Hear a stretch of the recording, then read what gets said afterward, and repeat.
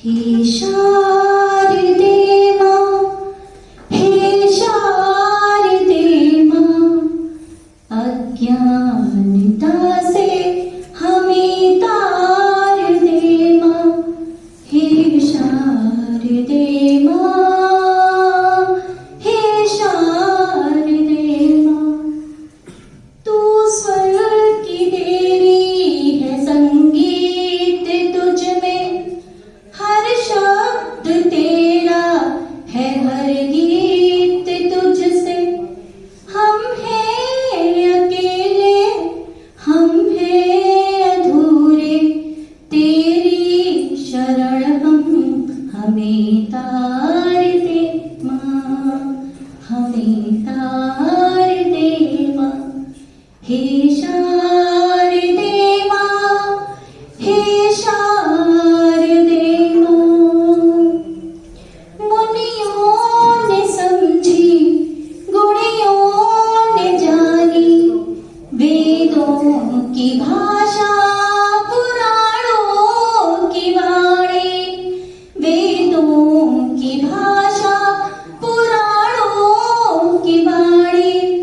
हम भी तो समझे, हम भी तो जाने, विद्या का हमको अधिकार दे मां, विद्या का हमको अधिकार दे मां। हे शारदे मां, हे शारदे मां, तू श्वेत वर्णी कमल पर विराजे, तू श्वेत वर्णी कमल पर विराजे, हाथों में वीणा, मुकुट सर पे साजे, मन से हमारे मिटा दे अंधेरा, हमको उजाले का संसार दे मां, हमको उजाले का संसार दे मां। हे शारदे मां, हे शारदे मां, हे शारदे मां। बहुत बहुत आभार। आप सभी ने कितने अच्छे तरीके से, शांतिपूर्ण तरीके से सरस्वती वंदना को सुना, और बहुत बहुत आभार।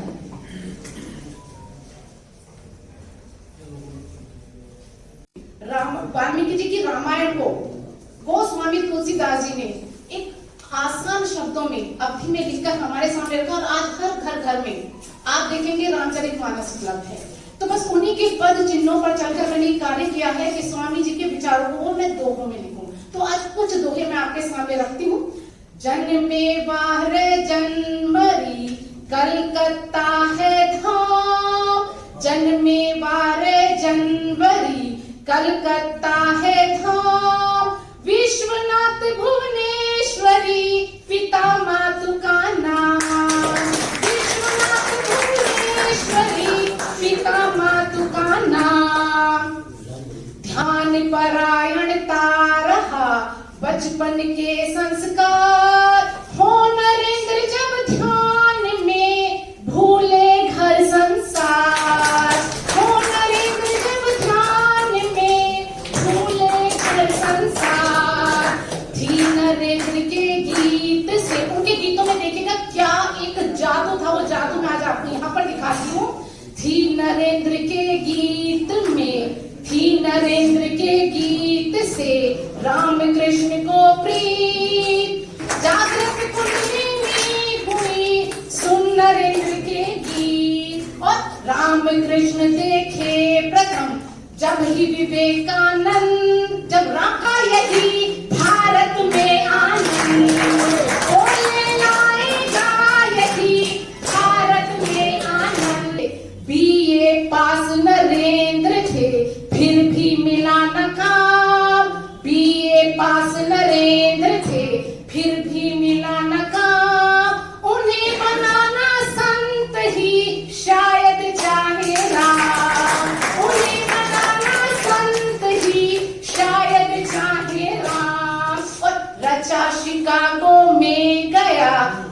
दिन एक इतिहास रचा शिकागो में गया, उस दिन एक इतिहास भारत संस्कृति में बढ़ा दुनिया का विश्वास, भारत संस्कृति में बढ़ा दुनिया का विश्वास। और उन्होंने क्या कहा, सुनकर बहनों भाइयों, जो आज तक पूरे विश्व में कभी नहीं हुआ था, वो हमारे स्वामी विवेकानंद जी ने किया। सुनकर बहनों भाइयों जब सब हुए विभोर, लगी गूंजने तालियां बैठक में जमूर, लगी गूंजने तालियां बैठक में जमूर। और अंतिम दोहा उनके मैंने जीवन काल से लिया है, वो है ये, अंत्येष्टि उनकी हुई बेलूर गंगा तीर, अंत्येष्टि उनकी हुई बेलूर गंगा तीर, अमर विवेकानंद है केवल मरा शरीर, अमर विवेकानंद है केवल मरा शरीर। बहुत बहुत धन्यवाद। और उनका प्रसिद्ध वाक्य है, उठो जागो और तब तक मत रुको जब तक अपने लक्ष्य को प्राप्त न कर लो। इसका दोहा देखिएगा, उठो जाग कर तुम बढ़ो रखना साहस धीर, उठो जाग कर तुम बढ़ो रखना साहस धीर, लक्ष्य नहीं जब तक मिले मत रुकना तुम भी, लक्ष्य नहीं जब तक मिले मत रुकना तुम भी। और उन्होंने कहा कि गीता पढ़ने की जगह हमारे युवाओं को फुटबॉल खेलना चाहिए। जब उनकी मांसपेशियां मजबूत होंगी तो वो गीता के, उपनिषद के, हमारे पुराणों को और कृष्ण के ओजस्वी विचारों को अच्छी प्रकार समझ सकेंगे। अब उसके दोहे को देखिएगा, 13-11 में कैसे बांधा गया है। गीता पढ़ने की जगह श्रम पे दो तुम ध्यान, गीता पढ़ने की जगह श्रम पे दो तुम ध्यान, स्वस्थ मनुज समझे सही गीता वेद पुराण, स्वस्थ मनुज समझे सही गीता वेद पुराण। और स्वामी जी कहते हैं आत्मान अवस्था के हम ही जिम्मेदार हैं, हमारे अंदर समस्त शक्तियां हैं, जो हम बनना चाहते हैं हम बन सकते हैं।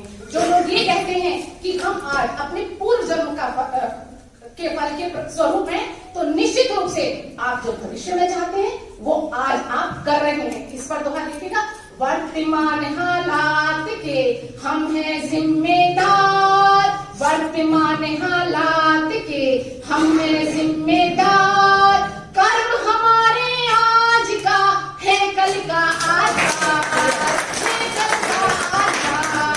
और दो वाक्य और पढ़ती हूँ उनके, उन्होंने कहा है जिस व्यक्ति के साथ श्रेष्ठ विचार होते हैं वो कभी अकेला नहीं होता। तो मैंने लिखा है, जिस मानव के बन गए साथी श्रेष्ठ विचार, कभी अकेलापन नहीं करता उस पर वार, कभी अकेलापन नहीं करता उस। मान लेती हैं हार, बन जाती हैं त्योहार, हिंदी की गूंज की नौका के वे हैं खेवनहार, जोड़ते चले हिंदी प्रेमियों को हमारे परम आदरणीय नरेंद्र सिंह निहार। जी हाँ, अब मैं मनपूर्वक स्वागत करती हूँ आज के कार्यक्रम के संयोजक, हिंदी की गूंज के संस्थापक आदरणीय नरेंद्र सिंह निहार जी का, कि वे आए और हमें हिंदी की गूंज की यात्रा पर ले चले।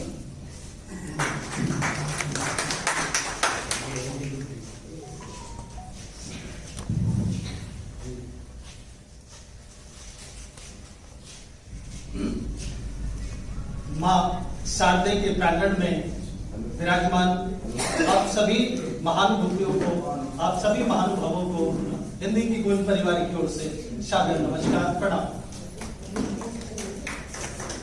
साथियों, हिंदी की गूंज आज अपना 12वां वार्षिकोत्सव हर्षोल्लास के साथ आपकी उपस्थिति और आपके सानिध्य में मना रही है।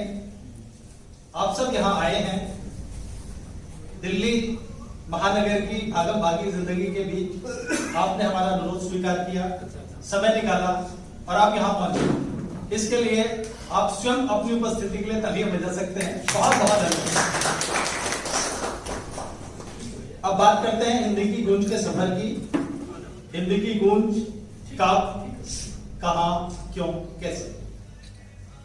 हिंदी की गूंज 15 मई 2012 को इस संस्था की स्थापना हुई और हमारे मंचासीन अतिथिगण जानते होंगे स्वर्गीय राजकरण सिंह भारतवादी, जो संघ लोक सेवा आयोग के सामने एक धरना बहुत चला 14 वर्ष तक, उसके कर्ता धर्ता स्वर्गीय राजकरण सिंह रहे। उनकी स्मृति में हमने हिंदी की गूंज नामक ये संस्था 2012 में शुरू की और मैं बड़े गर्व के साथ आपको बताना चाहता हूँ, लोक कुमार जरा खड़े हो जाए अपने सीट से। जब हमने ये संस्था स्थापित की थी उस समय हम इसके 5 प्रारंभिक सदस्य थे, उनमें सबसे छोटा ये 12वीं क्लास में था। आज 12 साल बाद ये 12वीं क्लास में पढ़ा है और आज के कार्यक्रम का संचालन की। मैं मंच पर उपस्थित अपने आदरणीय सम्मानित जनों को बताना चाहता हूं कि आप दिल्ली विश्वविद्यालय के कॉलेज में पढ़ाते हैं, मार्गदर्शन करते हैं बच्चों का। नर्सरी सर हमारी है, भारतेंदु विमल उपाध्याय खड़े हो जाए, शिक्षक है, पीजीटी है हिंदी के, चंद्रभान जी खड़े हो जाए, आदरणीय कौशिक जी खड़े हो जाए। इन बच्चों को हम सबने मिलकर तैयार किया है और आज ये दिल्ली विश्वविद्यालय में अपना नाम स्थान बना रहे हैं। अब बात करते हैं कि क्या जरूरत थी हिंदी की गूंज की। तो जैसा कि बहुत सारे लोग कहते हैं कि भाई हिंदी धीरे धीरे अपना प्रभाव खोती जा रही है, हिंदी में कुछ नहीं है। इस सभागार में बैठे लगभग सभी लोग हिंदी की रोटी खा रहे हैं और हिंदी से अपनी पहचान भी बनाए हुए हैं। अभी भाई कमल जी का देखिए, ऋषि कुमार शर्मा जी का देखिए, आदरणीय कुकृति साहब दिल्ली विश्वविद्यालय में प्राचार्य के पद पर आसीन है। डॉक्टर सूर्यनाथ सिंह जी को कौन नहीं जानता, इनकी बाल साहित्य को बढ़ के कितने लोग बाल साहित्यकार बने। और भाई रवि शर्मा मधुर जी जो आज हिंदी ऋषि सम्मान से सम्मानित भी होंगे, ऋषि मंच पर भी है और ऋषि नाम का सम्मान भी आज आपको मिलेगा। तो ये सब हिंदी की बदौलत ही है। आज के इस कार्यक्रम में हिंदी की लाडली बेटी डॉक्टर वर्षा सिंह की पुस्तक आई है स्वामी विवेकानंद जी के ऊपर, उसका लोकार्पण किया जाएगा। दूसरी पुस्तक है आपकी स्वामी विवेकानंद जी को पढ़ना, उसको जीवन में उतारना और फिर कलम से लिपिबद्ध कर देना, ये किसी भी कवयित्री का एक सपना हो सकता है। डॉक्टर वर्षा सिंह ने 2 वर्षों तक इस सपने को जिया और फिर कलमबद्ध करके आज हमारे सामने प्रारंभ किया। तो ये हिंदी की गूंज का मंच 3 पीढ़ियों को जोड़ने का काम करता है। मंच पर हमारी वरिष्ठ पीढ़ी बैठी है। आज के कार्यक्रम को साकार स्वरूप प्रदान हमारी उम्र के लोग, मध्यम पीढ़ी कर रही है और हमारी नर्सरी से निकले हुए हिंदी की गूंज के नौनिहाल आपके सामने है। तो सर 3 पीढ़ियों को जोड़ने की भी हमने कोशिश की है और हिंदी के लिए जो लोग निरंतर काम कर रहे हैं, शांत रहकर काम कर रहे हैं, बिना शोर मचाए काम कर रहे हैं, ऐसे विद्वानों को हिंदी की गूंज का पटल सम्मानित नहीं करता है। आज 11 लोग सम्मानित होने जा रहे हैं। साहित्य के क्षेत्र में साहित्यकार सम्मान मिलेगा 4 लोगों को, 2 लोगों को हिंदी शिक्षा सेवा सम्मान मिलेगा, 2 लोगों को हिंदी पत्रकारिता गौरव सम्मान मिलेगा और हमने समाज के लिए काम करने वाले समाज सेवियों को भी इस क्रम में जोड़ा है। हिंदी माध्यम से जो समाज की सेवा करते हैं उनको भी सम्मानित किया जाएगा 2 लोग। और एक और सम्मान है हमारा विज्ञान को हिंदी के माध्यम से लोकप्रिय बनाने का, जो भी शिक्षक गण काम करते हैं या कोई फ्रीलांसर काम करता है, तो हमारे हिंदी की गूंज परिवार के सह संयोजक खड़े हुए पैसा तो एक बार रमेश कुमार गंगेले अनंत जी, एक बार तालियां बजाकर भाई के साथ। आपकी श्रीमती जी की स्मृति में स्वर्गीय निधि गंगेले सम्मान दिया जाता है विज्ञान शिक्षण लेखन के लिए। तो ऐसे 11 महानुभाव विद्वानों को, विषयों को हम सम्मानित करने वाले हैं। ऑनलाइन पटल पर हिंदी की गूंज वर्ष में कम से कम 10 प्रोग्राम तो हम आयोजित करते हैं। उसमें बच्चों के लिए भी करते हैं, वरिष्ठों के लिए भी करते हैं। कार्यशालाओं का भी हमने कोरोना काल में ऑनलाइन दक्षिण भारत के बच्चों के लिए कविता और कहानी लेखन की हमने कार्यशालाएं चलाई। और एक बड़ा काम हिंदी की गूंज के द्वारा अपने पर्यावरण संरक्षण के लिए किया जाता है और वो है 26 जुलाई कारगिल विजय दिवस के मौके पर हम वृक्षारोपण करते हैं। शहीदों के बारे में कहा जाता है कि शहीदों की चिताओं पर लगेंगे हर बरस मेले, वतन पर मिटने वालों के लिए ही बाकी निशा होंगे। लेकिन साथियों, दुख इस बात का है कि हमने 75 साल में मेले नहीं लगाए, याद भी नहीं किया। अब हमारी संस्था ने एक छोटी सी शुरुआत की है कि शहीदों की स्मृति में लगेंगे हर बरस पौधे, वतन पर मिटने वालों के लिए बाकी निशा होंगे।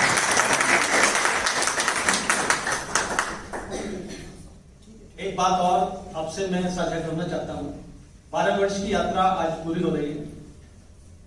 इन 12 वर्षों में हिंदी की गूंज ने किसी भी साथी से कोई सदस्यता शुल्क नहीं लिया। एकमात्र ऐसी संस्था है जो किसी से कोई सदस्यता शुल्क नहीं लेती। अब आप ये देखकर आश्चर्यचकित होंगे कि भाई संसाधन कहां से आते हैं।